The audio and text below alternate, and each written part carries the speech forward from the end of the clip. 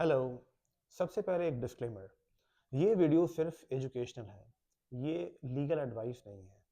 हर case अलग होता है, तो अपनी सिचुएशन के लिए किसी लाइसेंस लॉयर से ही आप राब्ता करें। मेरा नाम फैज़ अहमद खान है और मैं टोरंटो में एक लॉयर हूँ।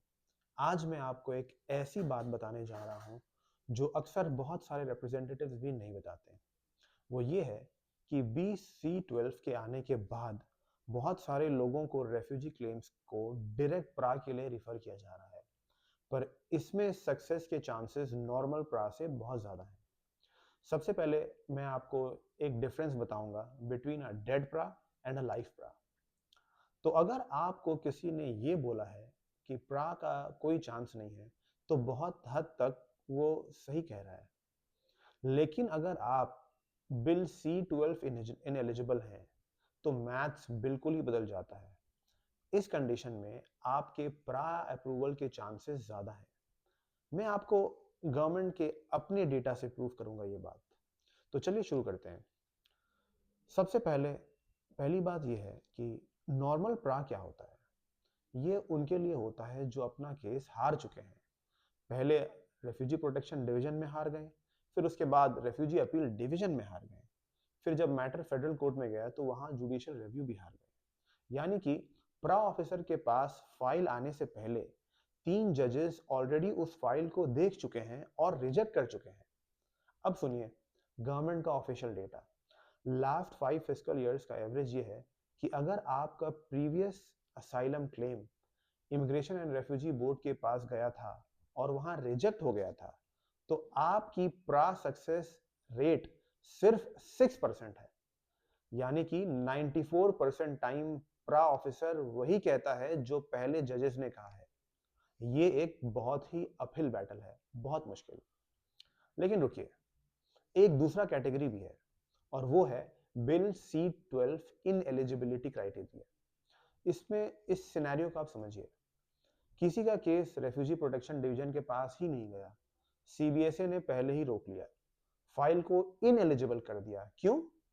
क्योंकि या तो वो BC-12 के वजह से RPD में क्लेम इनएलिजिबल हो गया, या तो शायद डेजिग्नेशन इशू था, या किसी सेफ थर्ड कंट्री एग्रीमेंट की वजह से, या फिर कोई एंट्री बैन था जिसकी वजह से उसका क्लेम रेफ्यूजी प्रोटेक्शन डिवीजन को नहीं गया। ऐसे सिचुएशन में की फैक्ट ये है कि आपका रिस्क ऑफ प्रोसिक्यूशन आपकी होम कंट्री से कभी एसेस ही नहीं हुआ, नॉट इवन वंस, एक बार भी नहीं। अब पहली बार CBSA ऑफिसर खुद दिमाग लगा रहा है, वो रिस्क एसेस कर रहा है। कोई RPD डिसीजन नहीं है, कोई रेफ्यूजी अपील डिवीजन की रूलिंग नहीं है, कोई फेडरल कोर्ट की भी डिसीजन नहीं है। यानी कि बिल्कुल ब्लैंक स्लेट। और डेटा क्या कहता है? उनकी सक्सेस रेट, जिनका प्रीवियस असाइलम क्लेम IRB के पास भेजने के लिए इनएलिजिबल था और IRB के पास कभी केस गया ही नहीं, तो सक्सेस रेट है 33%। 33%।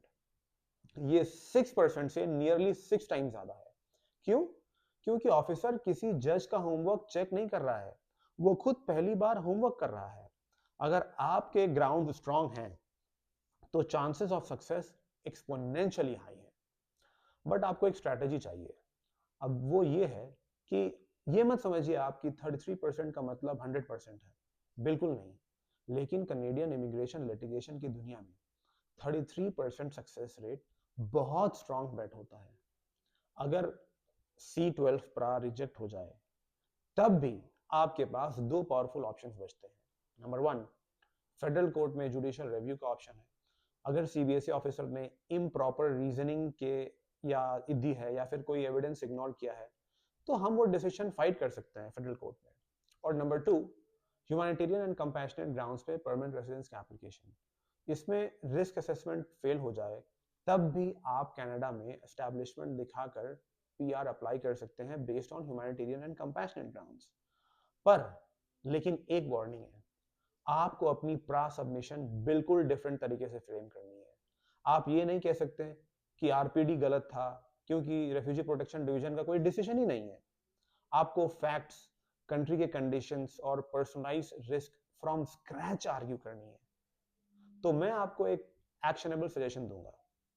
अगर आपको रिमूवल फेस करना है और आपके पास C-12 इन एलिजिबिलिटी लेटर है, तो वो 6% वाला डर अपने ऊपर मत डालिए। आप 33% वाले कैटेगरी में हैं, पर आपको अपना होमवर्क भी करना है। फर्स्ट, सबसे पहले आपको ये करना है कि सबसे पहले आप एग्जैक्टली कंफर्म करो कि आपको C12 के अंडर इनएलिजिबल क्यों किया गया। उसके बाद सेकंड, न्यू एविडेंस कलेक्ट करो जो कभी किसी कैनेडियन ट्राइब्यूनल को सबमिट नहीं हुआ हो।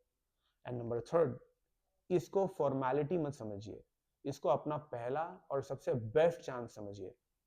क्योंकि देखिए, डेटा क्लियर है, first time risk assessment 33% time जीतता है और वो स्टैटिस्टिक वर्थ फाइटिंग फॉर है। तो अगर आप चाहते हैं कि मैं आपकी CBSA इनएलिजिबिलिटी लेटर को रिव्यू करूं और देखूं कि आप इस 33% विंडो में आते हैं या नहीं आते हैं, तो मेरी ऑफिस को आप राब्ता करिए। लिंक नीचे दी गई है। Thank you.